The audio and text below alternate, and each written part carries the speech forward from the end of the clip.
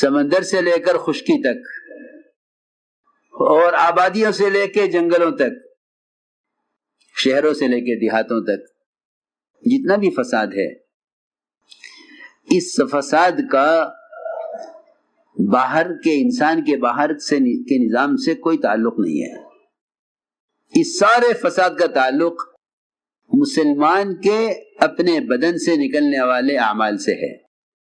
عمل تو پھر دور کی چیز ہے، بلکہ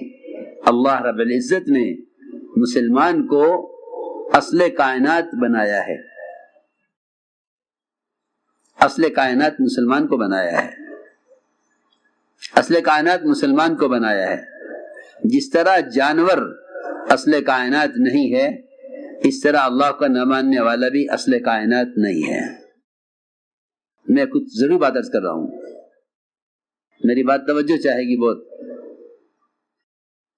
جس طرح جانور اصل کائنات نہیں ہے، اللہ کا نہ ماننے والا بھی اصل کائنات نہیں ہے۔ اصل کائنات صرف مسلمان ہے،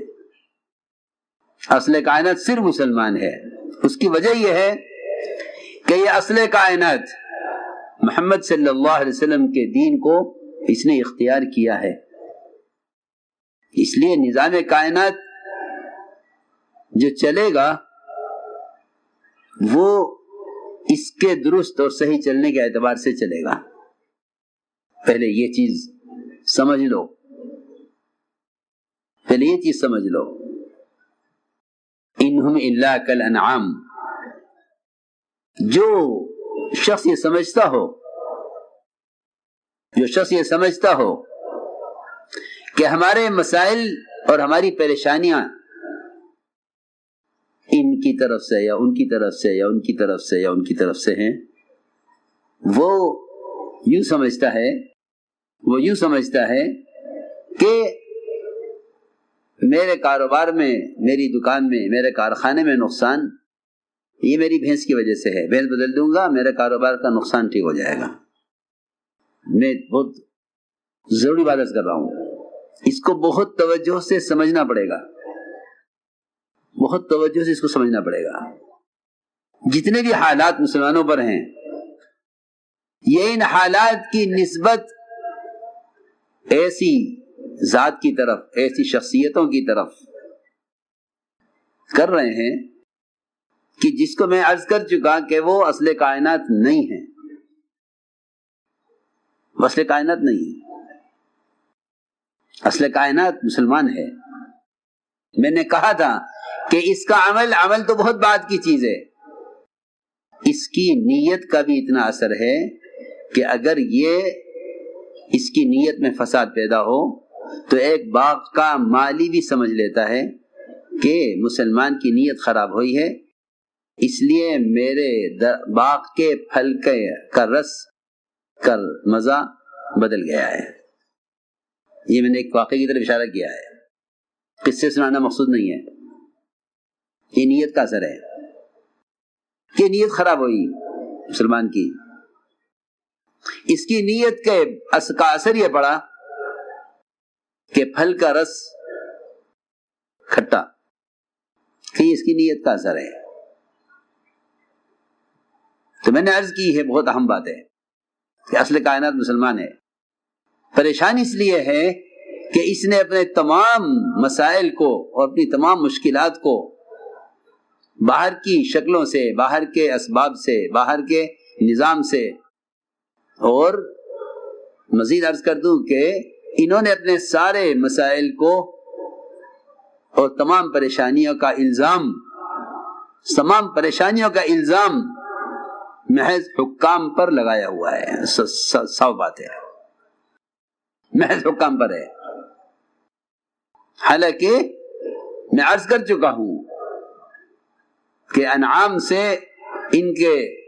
مسائل کا کوئی تعلق نہیں ہے، انعام سے ان کے مسائل کا کوئی تعلق نہیں ہے، بلکہ جس طرح مسلمان کے صحیح چلنے سے، اس کے اچھے کردار سے، اس کے نیک اعمال سے، اس کی دعاؤں سے، اس کے علم کے لیے قدم اٹھانے سے، جس طرح ساری دنیا کی مخلوق راحت اور امن پاتی ہے، اسی طرح انسانوں کی وہ قسم بھی امن اور چین پاتی ہے، وہ قسم بھی امن اور چین پاتی ہے جو اللہ کو نہیں مانتی ہے۔ صاف بات ہے، ان پر آنے والے حالات کا تعلق تیرے اعمال سے ہے، تیرے اوپر آنے والے حالات کا تعلق ان کے اعمال سے نہیں ہے۔ میں یہ کہنا چاہتا ہوں، جو حالات تجھ پر آ رہے ہیں اس کا ان سے کوئی تعلق نہیں ہے، جو حالات ان پر آ رہے ہیں اس کا تعلق تیری بدعملی سے ہے۔ جی ہاں، ورنہ مسلمان کا عمل، اس کا کردار، اس کے اخلاق، اس کے معاملات، اس کا معاشرہ اتنا پاکیزہ تھا کہ اغیار ان کو دیکھ کر اپنی زندگیاں، اپنی بادشاہتیں، اپنی حکومتیں، اپنے تعیش کے نقشے چھوڑ کر یہاں آتے تھے۔ آپ دیکھیے وہ صحابہ جو بادشاہت کے زمانے سے، بادشاہت کے ماحول سے نکل کر آئے اور اسلام قبول کر کے صحابی بنے، اور وہاں کی عیش کی زندگی کو لات ماری یہاں کے فقر کی زندگی کو حاصل کرنے کے لیے۔ ہاں، تو میں نے کچھ بنیادی بات عرض کی ہے کہ دنیا میں جتنا بھی فساد ہے، اس فساد کا تعلق مسلمان کے باہر سے کسی چیز سے بھی نہیں ہے، اس کا تعلق کوئی نہیں ہے۔ یہ پہلے اس کو دل میں اتارو، تاکہ جب کوئی بھی حال آئے، تجارت میں، زراعت میں، ملازمت میں، ان کی آمدنیوں کے کم ہونے میں، ان کو تنخواہ کے نہ ملنے میں، ان کو ریزرویشن نہ ملنے میں، یہ یوں نہ کہیں کہ حالات مسلمان کے لیے، مسلمان کے ساتھ ہیں صرف، بلکہ یہ یوں کہیں کہ ان سارے حالات کا تعلق ہماری بدعملی سے ہے، ان سارے حالات کا تعلق ہماری بدعملی سے ہے۔ اس لیے فرمایا کہ جتنا فساد بر و بحر میں ہے اس کا تعلق براہ راست مسلمان کے بدن سے نکلنے والے اعمال سے ہے۔ فرماتے تھے کہ مسلمان مخدوم ہے،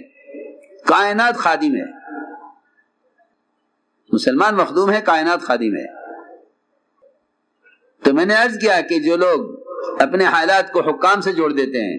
یا اپنے حالات کو اسباب سے جوڑ دیتے ہیں، ایسے لوگوں کو قبر تک بھی راستہ نجات کا نظر نہیں آتا۔ سب باتیں یہ کہتے ہیں کہ ابھی صبر کرو، اب حالات بدلیں گے، اب حکام بدلیں گے، حالات بدلیں گے، اب یہ اسباب بدلیں گے تو حالات بدلیں گے۔ نہیں، اللہ فرماتے ہیں کہ اصبروا او لا تصبروا، صبر کرو یا نہ کرو، انما تجزون ما کنتم تعملون، کہ تمہیں جو سزا مل رہی ہے وہ تمہاری بدعملی کی سزا ہے۔ صبر سے اس لیے کہ جو حالات احکام کو توڑنے سے آتے ہیں، یاد رکھنا بات، جو حالات احکام کو توڑنے سے آتے ہیں، جو حالات احکام توڑنے سے آتے ہیں، کہ جو حالات احکام کے توڑنے سے آتے ہیں وہ صبر کرنے سے درست نہیں ہوتے۔ کہ صبر کرو، کہ صبر یہ حالات کا علاج نہیں ہے، صبر کرنا حالات کا علاج نہیں ہے، پکی بات ہے کہ صبر کرنا حالات کا علاج نہیں ہے۔ آپ تکلیف برداشت کریں یہ علاج نہیں ہے، آپ دوا کریں یہ علاج ہے، آپ پرہیز کریں یہ علاج ہے، آپ صبر کریں کہ صبر کرنا علاج نہیں ہے۔ کسی بھی بیماری میں آدمی صبر کرے یہ علاج نہیں ہے۔ ہاں، تو میں نے عرض کیا کہ جتنے بھی حالات ہیں ان حالات کا تعلق براہ راست مومن کے عمل سے ہے، براہ راست مومن کے عمل سے ہے۔